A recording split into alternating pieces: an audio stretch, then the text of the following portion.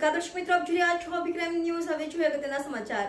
સુરતની રાંદેર પોલીસે કરી રેડ. ઇસ્પાની હાટમાં ચાલતો હતો તે દેહ વેપારનો ધંધો. રાંદેર પોલીસને જાણ થતાં રાંદેર પોલીસના સર્વેલન્સ ટીમે કરી રેડ. રાંદેર પોલીસને સ્પામાં કરી રેડ.